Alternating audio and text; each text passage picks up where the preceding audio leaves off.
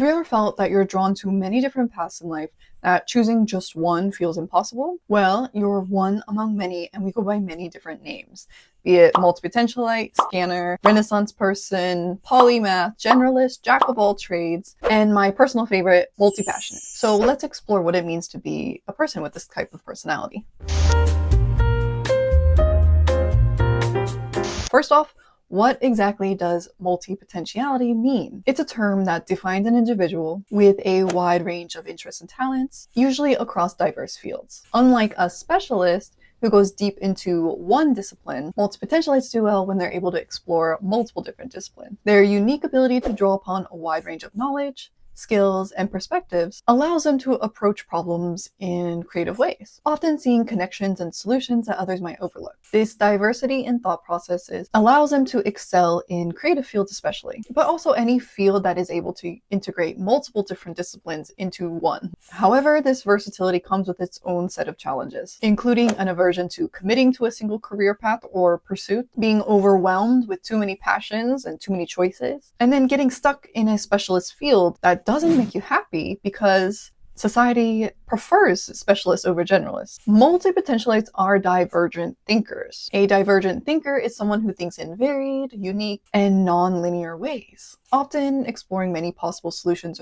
or ideas in response to a single question or problem, as opposed to convergent thinking, which follows a more linear and logical path to arrive at a single correct answer. As it involves generating multiple ideas, what better person for this kind of task than someone with a wide range of interests and talents? Multipotentialites are fantastic at problem solving and generating unique ideas, sometimes even just generating ideas in general. And this is all thanks to our ability to think in diverse ways. This also extends to having an understanding of different perspectives, and I think that makes multipotentialites more empathetic and effective communicators. They can appreciate varied viewpoints, which is really important in teamwork and leadership. So history is filled with divergent thinkers who refuse to be boxed into a single category. Da Vinci, Michelangelo, Galileo. These Renaissance men pursued multiple disciplines, leaving their own legacy that continues to inspire people. I think their success really shows the value of embracing a multipotentialite approach. In the modern era, people like Elon Musk, who explores ventures from electric cars to space exploration, or others with vast resources, spark some debate about the nature of multipotentiality. Are they true divergent thinkers? Or do their successes more so reflect the power of resources and wealth to explore varied interests? This contrast raises questions about the nature of multipotentiality. Is it purely about diverse interests and divergent thinking, or does it also require achieving a level of mastery and contribution in these fields? And outside of these figures, it seems like specialization is more widely praised and accepted. And so why does our contemporary society push for specialization? In capitalist economies, specialization and division of labor are seen as the keys to efficient production. By giving those specific tasks to individuals who excel in those areas, businesses aim to optimize output and reduce costs. This economic model, while effective in maximizing productivity and economic growth, often imposes rigid structures in the workplace, giving really narrowly defined roles to workers based on their specialization. Individuals who are divergent thinkers may find the constraints of such specialized roles limiting. Their natural inclination towards exploring a variety of ideas and approaches can be at odds with the work environment that prioritizes efficiency and uniformity over innovation and creativity. So, in a society that favors specialization, being a multipotentialite requires a conscious embrace of one's innate versatility. I think that this acceptance of your true nature is the first step towards properly utilizing your multipotentiality. It's about understanding that our ability to adapt, to learn, and to thrive in various fields isn't a liability but a strength. Seeing the world through a lens of vibrant colors and limitless possibilities is what sets us apart from others. This adaptability and broad perspective can be our greatest asset, if we want it to be.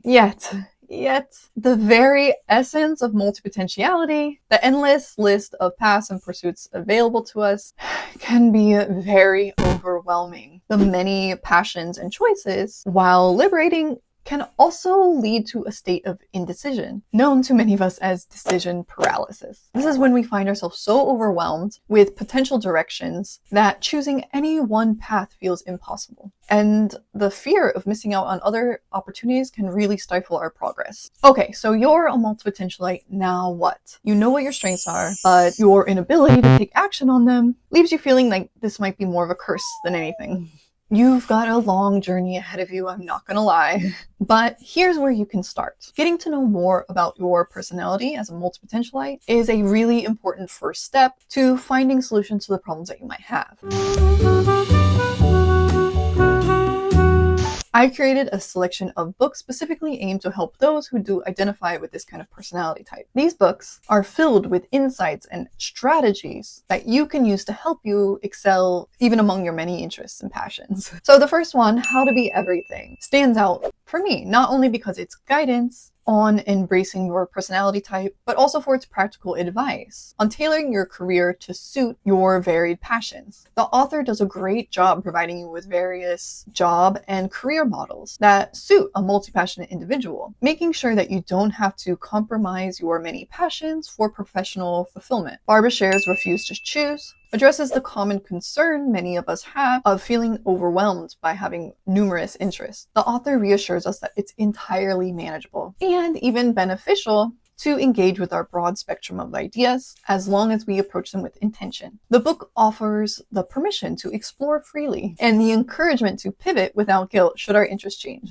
The Renaissance Soul focuses on how to view your multi-passionate nature as a strength rather than a problem. It offers some practical advice on harmonizing your many passions, creating a life that integrates them rather than segregating them. And lastly, The Artist's Way by Julia Cameron is a foundational text for anyone ready to go on a journey of finding creativity and self-discovery. This book does more than just help you to uncover hidden creativity and passion. It provides a structured path to bring them to the forefront of your life, encouraging a more enlightened approach to living that more closely aligns with your true self. I feel like each book offers a unique perspective on the challenges and opportunities of being a multipotentialite, making sure that you have the knowledge and the confidence to craft a life that truly reflects your multi-passionate nature. So with all of the advice available in books and online, it's important to remember that not all of it will align with your own unique personality. What I can offer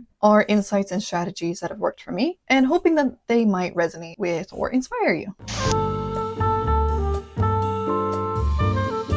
My first step was immersing myself in the previous literature mentioned. Each offered a new lens through which to view my multipotentiality, providing both understanding and strategy for someone like me trying to make space for myself in a world that prefers specialization. A pivotal moment in my journey was confronting a really hard truth. I'm not special.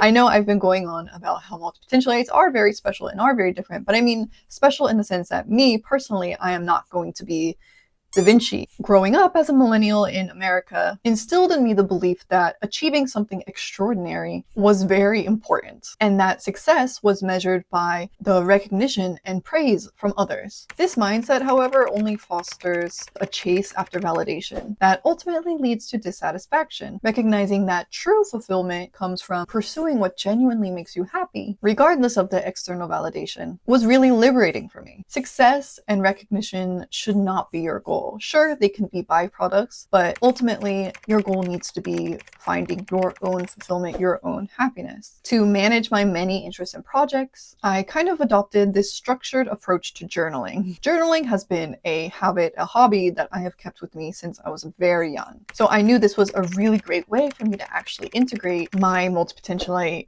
habits into my life through journaling. These days, I'm using the app GoodNotes alongside some templates that I crafted myself. I started using these trackers for overseeing ongoing hobbies and projects, and a scanner daybook, which was suggested in the book Refuse to Choose, that basically just provides a nice blank space for me to jot down any spontaneous ideas that I have. This page is great because it allows me to give attention to new ideas without the pressure of immediate action or the fear that I'm going to forget about them, and it creates excitement for potential future investments. A big part of my my personal philosophy is the commitment to continuous learning. I think that I always feel better as long as I am working towards a kind of goal, keeping me learning and up to date on new knowledge, skills, whatever I'm interested in. And I am constantly learning a language. I live in Korea, so I am always learning Korean. And I recently finished an online master's degree in education. My love of learning keeps me engaged and moving forward. I've crafted a career schedule and a career model that works really well for me. If you want to learn more about that, I made an entire week in my life video, which shows you a day-by-day schedule, day-by-day routine of what I go through and what my work schedule looks like. And I explain a little bit about why that works really well for me personally.